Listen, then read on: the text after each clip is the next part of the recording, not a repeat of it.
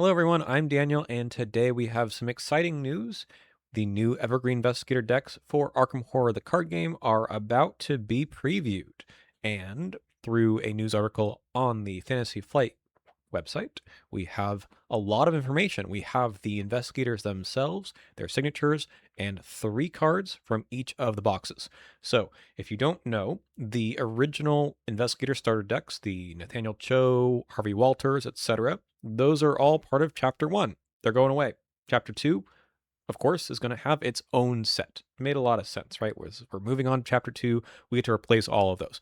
So it has been confirmed that all 5 of these guys are exactly the same as the originals in that they are monoclass. They are just 0 to 5 of their particular class, and we're getting 30 cards in their deck plus the signatures, etc. So hopefully this will be a huge influx of cards into the card pool with just the core set in play right now. And this is all coming out, I believe, in April, middle of April. Core set is coming out in March, and the starter decks are coming out soon after. So we'll have a lot to play with. Let's go through it. First one is Tommy Muldoon. Now, he originally was a 0 to 5 Guardian, 0 to 2 Survivor, and that is changed. He now no longer has that Survivor aspect, so you hope that the front side is going to be powerful to make up for that. The stat line's the same as before, 3-3-4-2. The sanity is the same, but his health is boosted up by 1. All of the investigator starters are going to be more health and sanity than usual.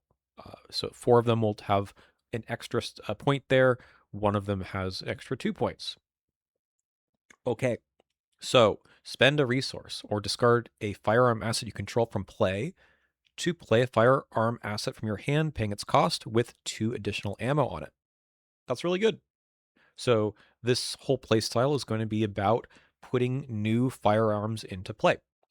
It's going to still provoke an attack of opportunity, so it's not just like a free play. It's going to be an action that you have to spend plus the cost, but it gets more ammo. That seems really good. The Elder Sign is also really good too. So I don't really have a lot to say about this because we haven't seen a whole lot of weapons, a lot of firearms, but he's the firearms guy. So let's see how that works out for him.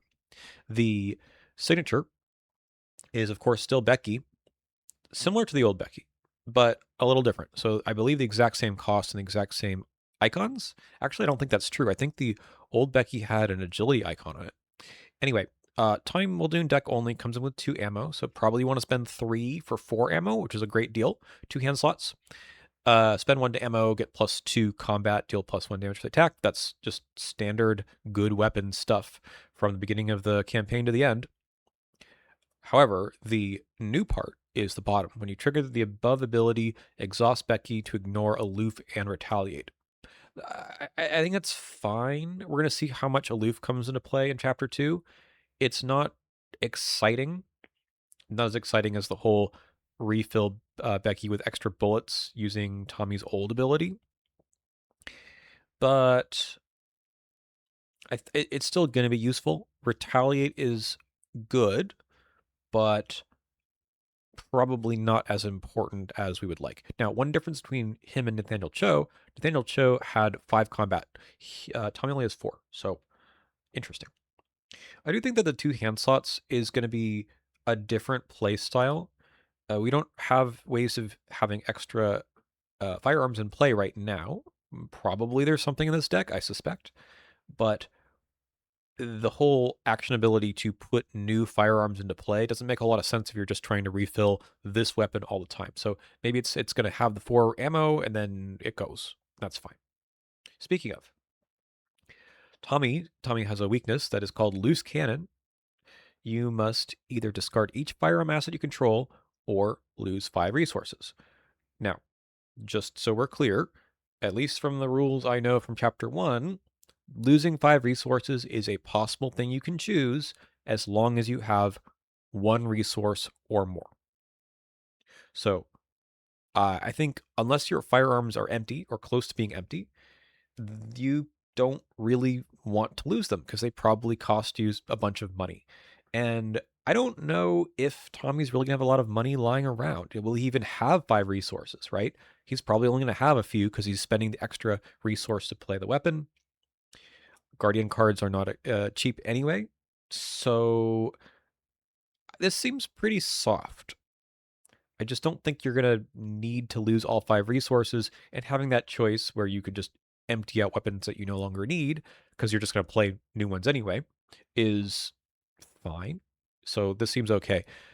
Reminder again, if you're checking to see how many resources you have and you need 1 in order to choose the lose 5 resources option, you draw the card in upkeep first, and then afterwards you gain the resource. So if you end your turn broke and you don't gain any resources after your turn is over, then you will have 0 resources when you draw this card. You only gain the resource after you draw the card in upkeep. Very important. Okay. What are the cards that comes with Tommy and his deck? Well, we only have 3 to look at, so let's look at them. First is a weapon. We get the Service Revolver, 2 cost, item, weapon, firearm, police, 3 ammo. It only has a reaction, which looks really funny on this card, right? After an enemy attacks you, spend an ammo, fight. This attack targets that enemy. Okay. You get +1 and deal +1 damage for the attack. So it reminds me a lot of Survival Knife, which is a level 0 melee weapon that doesn't have any uses. That also costs 2. It gave you a free attack, essentially. You get +2, +1 for that attack. It's only in the enemy phase and only when an enemy deals you damage. This is better. Well, better than that part. 3 ammo is not great, but if you think of it as something that you can use when you provoke an attack of opportunity, right? This is in play. You try to play something else. First, you fire with this gun to delete the enemy. That's pretty good. You walk around, you can just shoot things. So it's actually better than, say, that Survival Knife because it works in any phase. And that's pretty good. I think for the 2 resources, that seems fine. I guess you could have 5 ammo on here, but it doesn't exhaust either, right? You could use this as much as you want. It's kind of like a guard dog. It's kind of like a guard dog. All right. 3 cost for Protective Vest, another 3 cost asset in Guardian. After you play Protective Vest, just top 6 cards of your deck for a firearm or upgrade. Card added to your hand, shuffle your deck to Meat Soak. Pretty underwhelming. Again, we've moved to Chapter 2. Chapter 1 had level 0 Backpack, which got you up to 3 cards in the top 6, which wasn't usually a big hit. This I think you want for the soak more than anything else, but I wish this cost 2. Like leather coat, leather jacket, those cost not a whole lot in Chapter 1. Of course, there are different classes, but you don't want this to whiff. If this whiffs, it's a really expensive card. It's okay. I wish it cost 2. Iron Sights. Fast, play only during your turn, cost 1. Attached to a firearm asset. Exhaust Iron Sights, you get +3 skill value next time you fight using attached asset this turn. This doesn't provoke tax opportunity. Okay. Yeah, so imagine that you have a big enemy, or that has like 4 combat, let's say. And maybe it has retaliate. I don't know. So if you're Tommy, and most of your weapons are going to do +1, give you +1, maybe +2. So it gets you to 6, potentially with Logan Hastings or some other ally in play. Get to 9 with this, maybe 8. Okay. I can see that being okay for the bosses. I mean, you're using up an action. You really want to succeed on the test, I suppose. On standard, this is beating the bag, right? Which is probably worth it if it's a very important enemy that has forfight or more. Otherwise, it's good for the shotgun. The shotgun, or Winchester, I think is what it is called now. That cares about how much you succeed by. So you're giving up an action to hopefully succeed by enough to make up for that action loss. That seems, and the ammo, right? That seems okay. Yeah, I mean, it's playable. Don't love it, but it's playable. Let's move on to the Seekers. So Carolyn Fern has a totally new class. I loved Carolyn Fern in Chapter 1. She was a guardian, and she was a very interesting guardian because she wanted to get clues, but she also did the Guardian support stuff, which was healing horror. Her ability was to get a resource after one of her card effects heals horror from an ally or investigator. This is a Seeker version who's got a pumped up stat line, same health and sanity, by the way. This is the Mandy Thompson stat line, 3513. It's really good. So now she's compared to chapter one, she is worse at fighting, which is fine, better at investigating, better at evading, which is weird, but okay. The ability is also different. Reaction after you heal one or more horror from investigator and ally asset, discover one clue at your location once per round. Holy cow, we've got action compression. Now you're just not healing horror for resources, which you then have to figure out what to do with later. You are healing horror to get clues testlessly. Also, it's kind of making up for the loss of tempo when you heal horror, right? You're not just healing horror for maybe one day you won't die, but rather you're healing horror to advance the game state. Okay. Now, I don't want to talk about this too much here, but I don't like that the trigger is different than the old one. Old one was after one of your card effects heals horror from an investigator or ally. This one is after you heal one or more horror. I think this is simpler and it sounds like it's the same thing, but it isn't. This one is looking for you doing the healing. You doing the healing. And unfortunately, in this game, there's a little bit of a question about how healing works. There's both a initiator of the healing and then a target of the healing. So when you heal someone else, right, that other person has healed horror, but you have done the healing.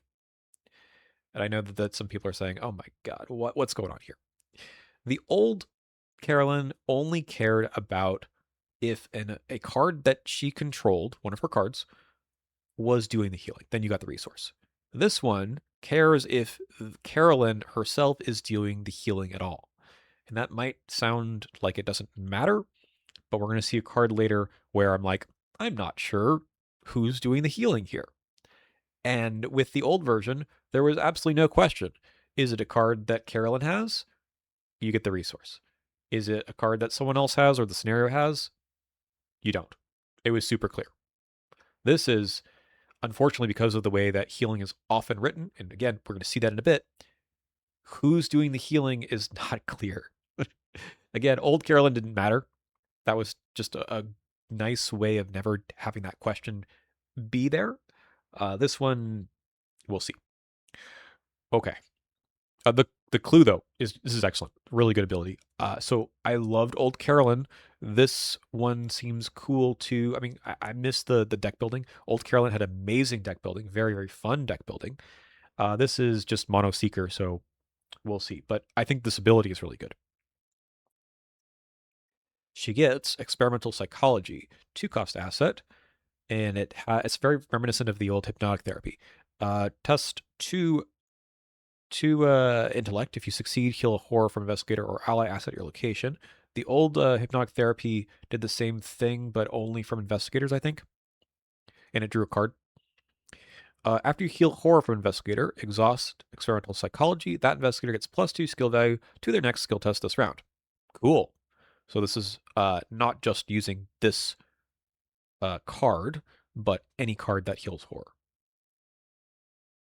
I gotta check something. What did her old one say about who's doing the healing? Hold on. Ugh, her old one says after one of your other card effects heals horror. So it's again was very well written and designed to be just about your card effects. All right.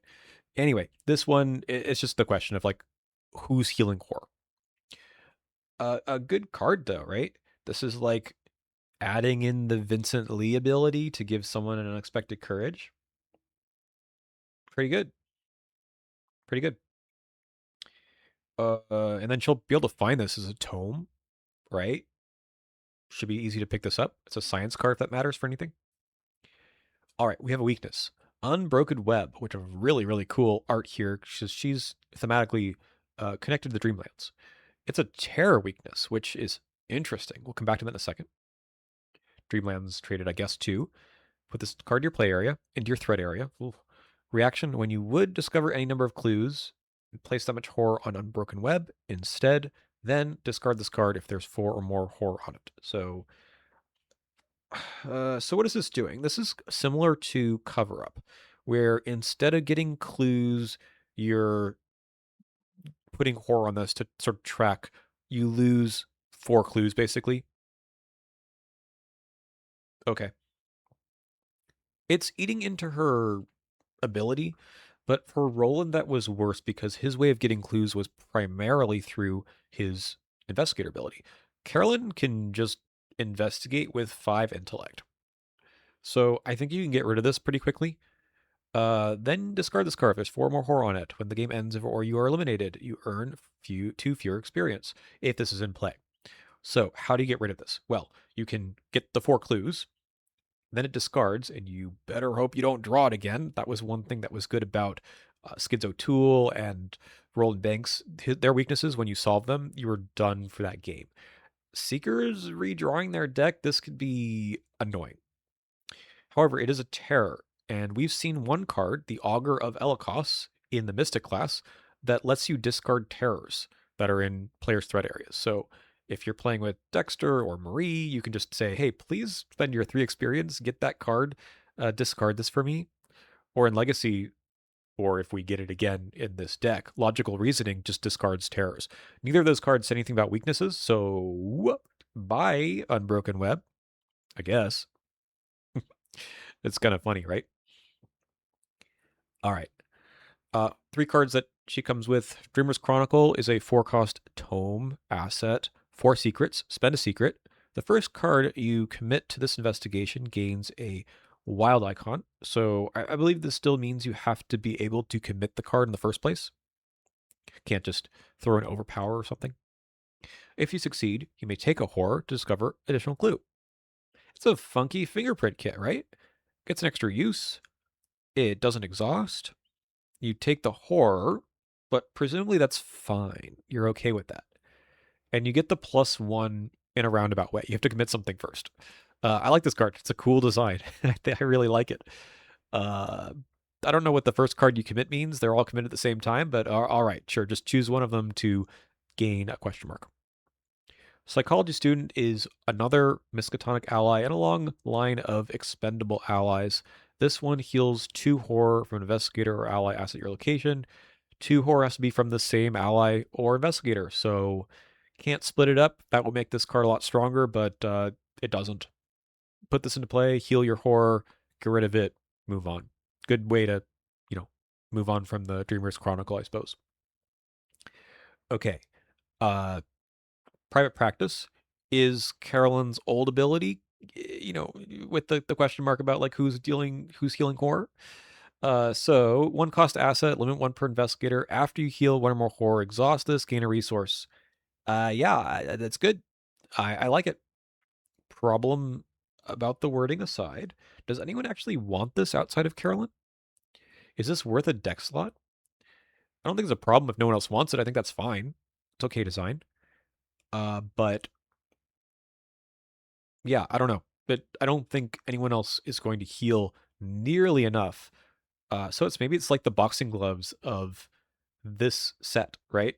That no one really wanted boxing gloves unless you could figure out something fun there other than Nathaniel Cho.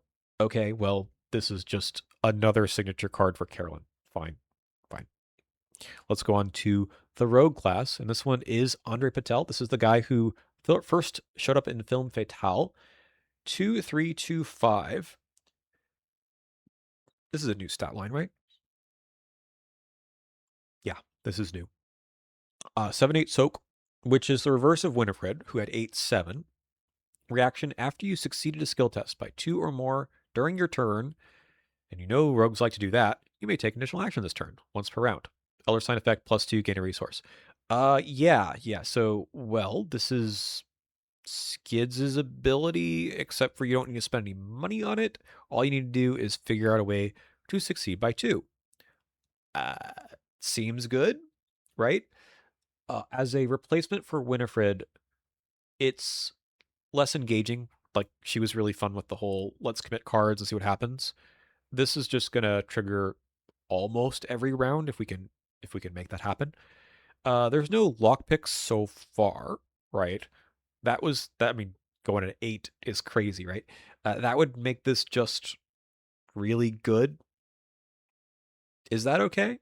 I mean, speaking of things that are in Legacy, that my goodness, imagine if new Carolyn, had access to, well, her old stuff, right? Which she can't take, but like Peter Sylvester, Field Agent, whatever, right? Like all that stuff is crazy, and you know we've moved on from that. I know some people are still going to play Legacy or do some weird stuff like try to play the original backside. Like, eh, the balance I think is on purpose, right? Like to try to follow what the designers are intending with this new card pool. Yeah. So the question is going to be, how easy is it to succeed at a skill test by 2 or more during your turn? I know from chapter 1 that it's not hard. In chapter 2, I don't know. We've seen breaking the entry in the core set, but it's an event. It goes away. So this guy's power, I mean, the additional action to do anything is very, very good. That's why I like Skid so much. It could be to move, it could be to play, it could be to fight again, whatever it is, that is very strong, in my opinion. So, what does he have to help him do exactly this? He's got a lot of SIGs. He's got 3 skills, and they're all kind of the same. Very cool art. I like the art here. He's the film star, silent film star. So know the exit, know the line, and then the last one, which is know the scene, I think. All have 1 wild icon, and they get 2 additional if you meet the particular uh, criteria. So first one here is attack or evasion, so you get 3. Scenario card, you get 3. Know the scene, investigation, or parlay. That seems to be like the things that match up with the cards we've seen so far. Investigation and parlay go together. Fight and evade go together. Scenario card. So looking at those original talents that we saw from the core set makes a lot of sense. They're all practiced. If that means anything. His weakness is a little tricky. This one is a terror as well. Put weight of the world into play in your threat area. When you fail a skill test while weight of the world is in play, take a horror, shuffle it back into your deck. That's probably why he is a 7/8. But just kind of looking at the stat line again, let's go back. It's unusual to get a 2 willpower investigator and then 8 soak uh, for sanity. I believe Bob was like that. I don't know if anyone else was quite that resilient to a stat that they were bad at testing in the mythos. Interesting. All right. I think it's a good card. The weakness, I think it's tough, but anything that shuffles back into your deck is tough. There's gonna be a lot of, as we'll see in a second, trying not to fail in Rogue, which I like. Right, that is definitely on point, on theme. So center stage, this is a 3-cost asset, limit 1 per investigator, in play, not in your deck, in play. Uses 3 renown. If there's no renown on center stage, discard it, so then you can play your other copy if you'd like. Free triggered ability. During a skill test, spend 1 renown and exhaust center stage. You get +1 skill value for each action you spent this round, including this one. Cool. So for Andre, you're looking to get 4 +4 if you want to use it on something that is at the end of your turn or during that 4th action. That's really good. I mean, I like how rogues have this ability to test on any skill, like +1 skill value for each action, rather than only on particular skills. I think that is a very strong part of the class. Each action that you've spent, is that new wording? I guess that's it's on the old, well, the tabooed payday. I believe is also about spending actions. So maybe they're getting rid of the whole performed, because calculated risk, which is similar to this, I think is performed. Should look at that real quick too.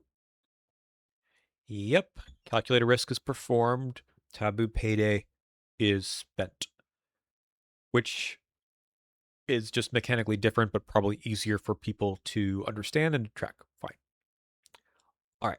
3 cost asset again. Polished cane. Big ol' hook there.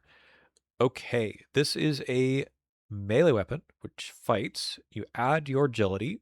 So for this guy, he's going at 7. If this attack succeeds by 2 or more against a non-elite enemy, you may exhaust Polished Cane to automatically evade that enemy. All right, so you got the whole add 2 numbers together, which is really good for succeeding by 2, right? It's kind of like lockpicks, although this doesn't exhaust until you want to do the automatic evade. I mean, lockpicks is easy to succeed by 2 because you can get a clue anywhere, right? This requires an enemy in play. Like, eventually, you're not going to be able to use this. But it is sort of funny, right? You could hit the guy with the cane. You don't succeed by 2, you hit him again. Then you could succeed by 2 and get your extra action. Ain't bad, right? It's kind of fun. Yeah, I think this is a good card. It's a little bit like Cheap Shot, although it doesn't work against elite enemies. But yeah, I mean, not dealing extra damage is a problem for your hand slot. So I think it's better for like flexes. You're not using this to, well, okay, look, the hammerless, right, which was in the core set, cared about the enemy being exhausted. So for Andre, you're kind of just like Trish, you're kind of having 4 actions with this and fighting. So you fight with this, you succeed by 2, you get the damage off. So now you got 3 more actions, and one of them can be to hammerless, and that one is only gives you the extra damage if the enemy is exhausted. So it is because you used this first. Okay, okay, not bad. Who is bad? This guy, Marcus Sengstacke. 3 costs yet again, and he's got a cool ability. You do gain 1 additional resource during the upkeep phase. It's Jenny. Jenny's back. After you fail a skill test, this is forced. Deal 1 horror to Marcus, and he's only got 2 horror to take. Ouch. Ouch. Ouch. Ouch. Ouch. Okay, you're paying 3. You get 1 back that round. Cool. The next round, you get another 1 back. Cool. One after that, you get another 1 back. Cool. That is the same as if you had not played him at all. You can't use this guy for soak, because then he just dies. And you hope over those 3 rounds that you didn't fail 2 skill tests or have horror dealt to him in some other way. The 4th round, now you're ahead, except for instead of playing this guy, you could have just taken a basic resource action. Oh, the 5th round, now you're ahead. Meanwhile, you still couldn't use him for soak, and he's taking up the ally slot. You could just pay 1 more resource. Just one more resource, and play Olivier Bishop from the core set, who gives you a free move, which is basically an extra action, and a stat boost, and at least has some soak you could use.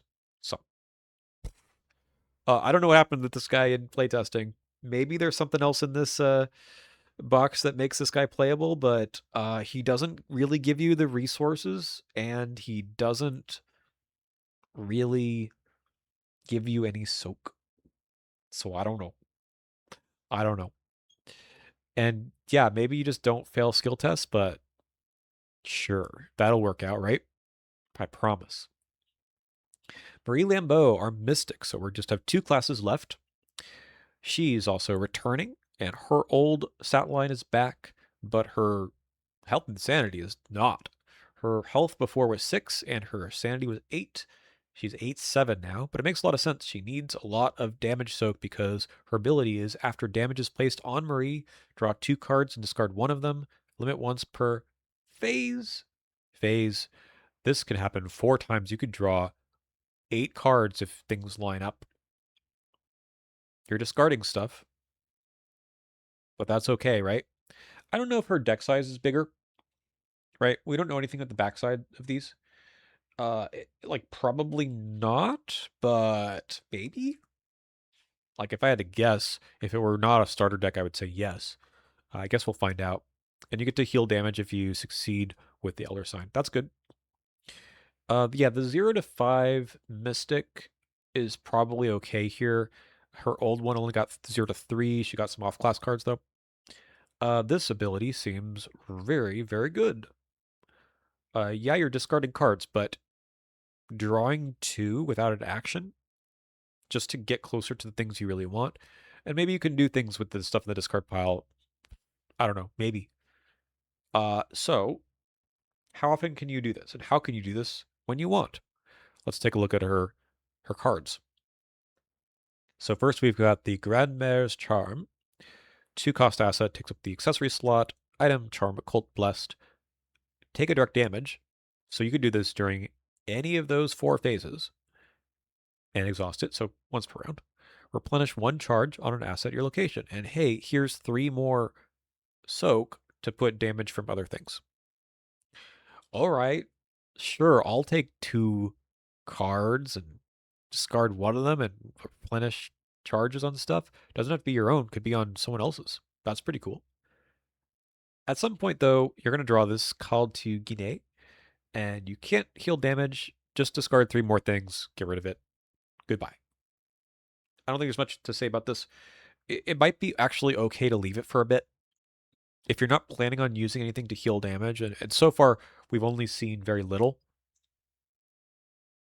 you can move damage off still. I think we saw something in the core set that helps move horror or damage around, but you just can't heal it. All right. Shadow Meld, 2 cost spell asset. This is the completion, I think, of that suite of spells from the core set. So we had Cosmic Flame. We had, what was it called? The Investigate one. Second Sight, I think.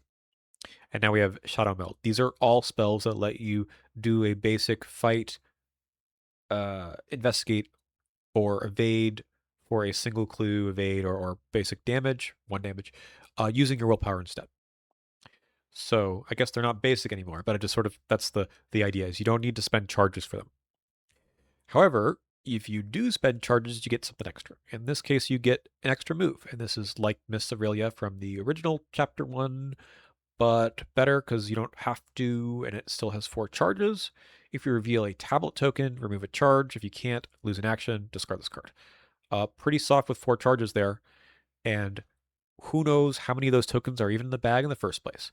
I do like the idea that if you don't like these effects, the negative effects here, you could probably just seal the token with something. That said, it is kind of weird that it might just never happen in your campaign. Spiritual Charm. Spiritual Charm is an event. It's a spell, a trick, a mystic trick. Haven't seen one of those in a while. Only other one I believe is the Ethereal Slip from Edge of the Earth. It's a parlay. Choose a non-elite enemy at your location or connecting one. Move that enemy to your location. It's get over here. Engage it. Gain resources equal to its combined damage or horror values. Usually 2. Maybe you get 3 out of this sometimes. So remember Paint the Town Red and how terrible that card looks? This is far better. You're getting maybe fewer resources, maybe. But it's not giving you an extra enemy on the board. What is this doing? This is letting you peel an enemy off of your friend, let them go ahead somewhere. They drew an enemy, they can't deal with it. I can play this, grab the enemy, get some resources for my trouble. It's an aloof enemy. I get them too. I fought an enemy with elusive. They ran away. Bring them back. A lot of things you can do with this. It's good. Infused Life is a 4-cost event. I just noticed that all of these are level 0 cards. I guess that makes sense. Infused Life is a spell that costs 4, and I hope there's an upgraded one because this seems really expensive. Heal 3 damage from among investigators and or ally assets at your location. Sure, like this is... I think given that they've printed Marie in the way they did, they need to make healing more premium damage, I suppose, in this case. Otherwise, she can go nuts, I think. This just seems really expensive. When you compare it to Chapter 1 solutions to this, like Emergency Aid, which is in Guardian, or even the Drain Essence, which requires a test, but that costs you 2 and then actually deals damage to something else. This is, it's a lot. You might need 2, though. So it's probably worth having and just not using it until you have the money. We'll see. Let's go on to the last one. This is Miguel de la Cruz. He is from Argentina. He's a gaucho. And he's a 3-2-3-4, which I believe is identical to Stella Clark, who was the starter deck investigator from Chapter 1, who also had 8-8 Soak. This is even more than we've seen for the other guys. This is a total of 16, while the rest have 15. His ability, you may take additional action during your turn, which may only be used to play an event. Wow. I mean, this is a pretty generic ability, and most of them here that we've seen are pretty simple, which is fine for starter decks, I think. But this is the trick trap guy that we've been promised, but his ability actually is any event. Now, if you remember Marion Tavares, who very fun, very strong, her ability was to play an event, draw a card, play another event. Very engaging because you got that extra card draw and you were kind of having to play 2 different things. This is much the same thing without the card draw. So, I mean, it's going to be good. Even if you're just playing emergency cash, you got 3 other things to do. But like Barian, I think this is likely saving a lot of these tricks or traps from not being played. Having the extra action to do it is important, which I think is interesting support for it. Let's see what else he gets. Miguel's Knapsack. 2 cost. Got a really good set of icons if you ever want to get rid of it. Okay. When you play an event, exhaust Miguel's Knapsack. Either play that event at a connecting location as if you were at that location or draw a card. Well, the draw the card part is now it's Marion. It's Marion now. Okay. 2 health. The other part, play it at a connecting location as if you were at that location. It's Luke Robinson. Assuming that they have cleared up the rules issues here, and maybe, I don't want to get into it here. I mean, he was just a headache. Like, are you actually there or not? And maybe they'll clarify that. I guess we'll find out. But here it is again, as if is always a problem. Like, do you move your mini card there? Or do you engage those enemies? Do they come back with you after you're done with it? I don't know. Okay, so it's very powerful ability. I mean, especially for the traps, you'll be able to set them off in places that you're not. It saves you actions to move there and come back. It's good. His weakness, though, Feline Hybrid, which is a super cool art here. This is very much out of the realm of Feast of Hemlock Vale with all of the hybrids there. Elusive, Hunter, Prey, well, Miguel only. And some spicy text here. Feline Hybrid is immune to player card effects. Some text that we rarely ever see. What does it mean? It means that you can't use any of the player cards to deal damage to this guy or evade him. You have to do basic punches. Potentially you add Vicious Blow if someone else is around to help you out, because that is an additional damage to the attack. It's not itself dealing any damage. So it's just got to be basic punches. Elusive makes them go away. So if you fail, that's like all right. I do like that elusive is here for good. Interesting. Cool to see how it plays. All right. We have 3 events, unsurprisingly. Lion Wait, fast attach your location, limit 1 trap per location. That's new, by the way. We have old traps that don't say that. Anyway, reaction after an enemy enters this location.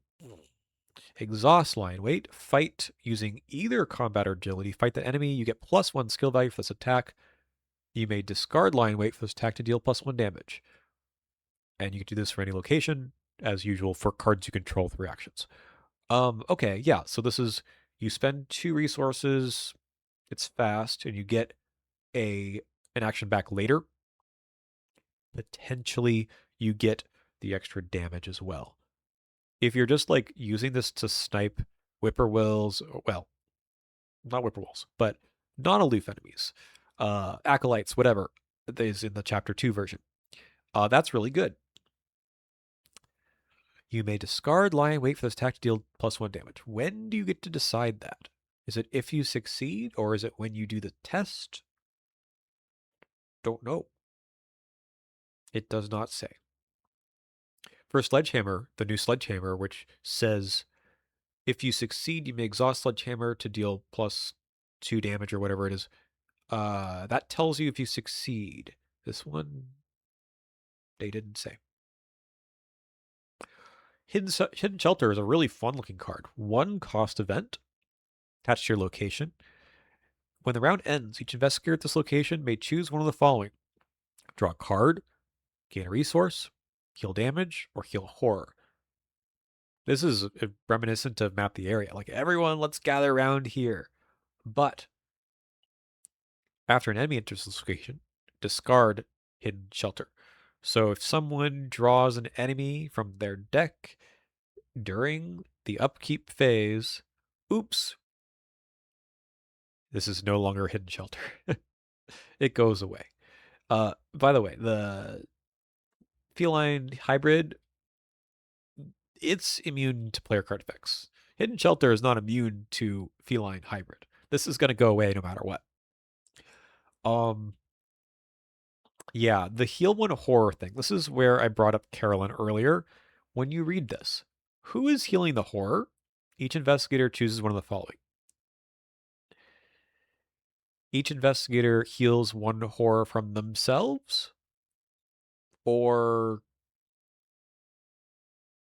Miguel heals a horror from them, or no one heals a horror from them. Who's doing the healing? Again, old Carolyn says, this is not my card, I can't trigger.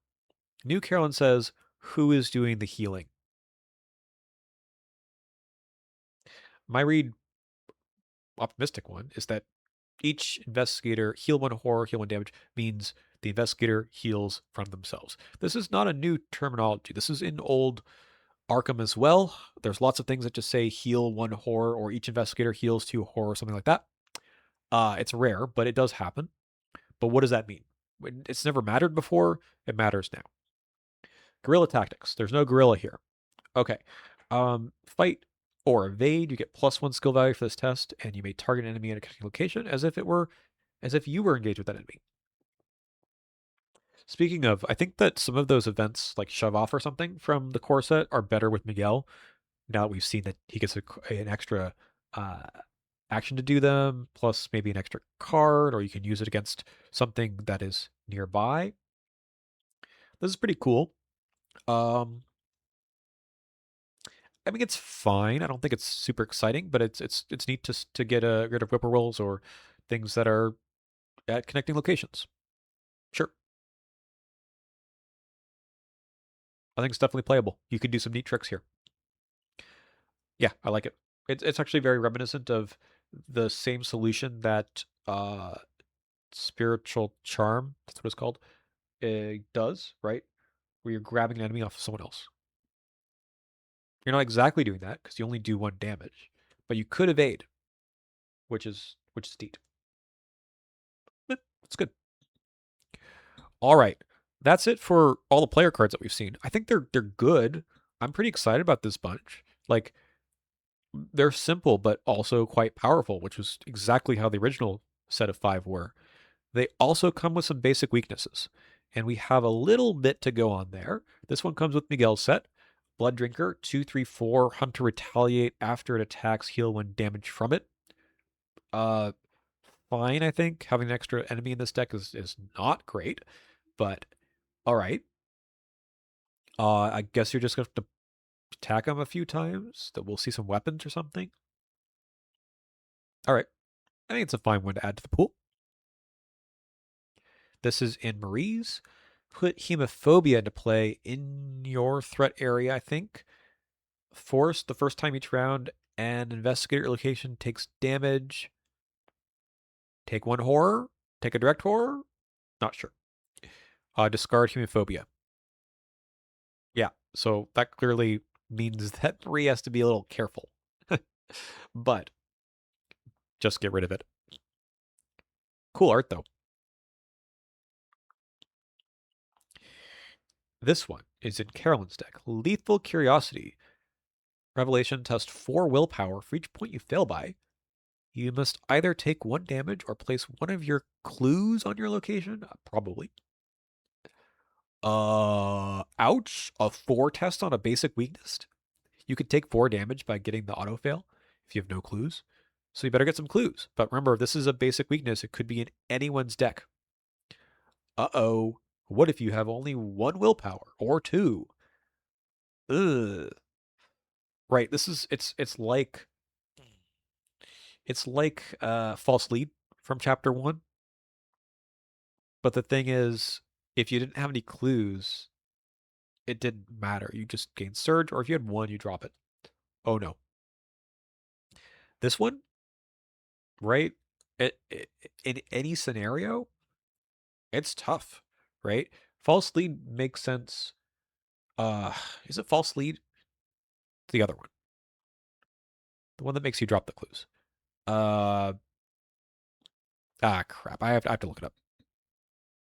It is false lead. I'm not wrong. I was thinking of Hunting Shadow as the other one. Okay. Never mind. Let's go over to back to this. I just think this is a really tough one. Which is strange because these are usually like okay. They're not horrible. They're okay. Overconfident.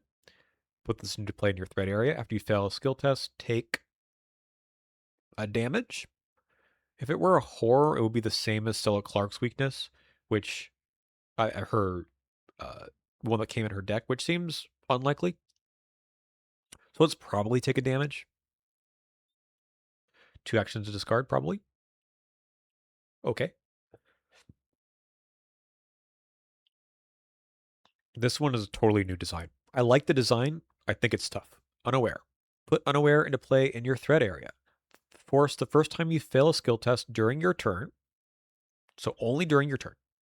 Draw the top card of the encounter deck. So you resolve the card. If that card is an enemy, discard Unaware. Probably. So potentially does nothing for a while. Just don't fail skill tests. If you do fail a skill test, you draw the top card. You resolve it. Let's say it's, Rotting Remains or something. Not great. Depends on the scenario, of course. And then it goes away.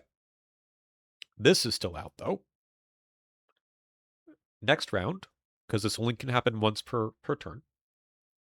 Next round, you draw another card because you fail a skill test during your turn. It's not an enemy. You keep drawing extra encounter cards every round. And then you say, wait a minute, this encounter deck doesn't have any enemies in it. Ouch, this is worse than overzealous.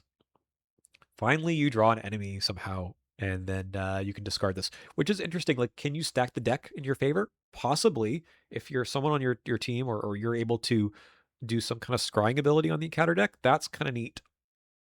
Maybe you purposely fail a skill test. I don't know. I like that it's a bit random because I like overzealous. I do think it's kind of annoying because you can't get rid of it when you want to. Maybe there's gonna be some tech, but like the other ones are like, okay, I will spend 2 actions, it's gone. Who knows with this one? I guess it doesn't, zap any actions from you, but still. All right, I guess I'm done talking about all these. It's exciting to go through this. It's like a lot of cards at once. I haven't committed to memory all of the cards from the core set itself. So maybe there's some interesting interactions here and there that I haven't come up with. But this seems good. Like, again, we've seen 3 cards of the 30 from each of these classes, plus the SIG cards. So there's a lot more to come, and very soon. Like these are releasing in 2 months. There will be previews starting on the 23rd. So that's a week from the Monday that is after this video releases. So we'll be seeing a lot more. I don't know how many cards, but I bet we'll see a lot more. I'll see you then. Bye.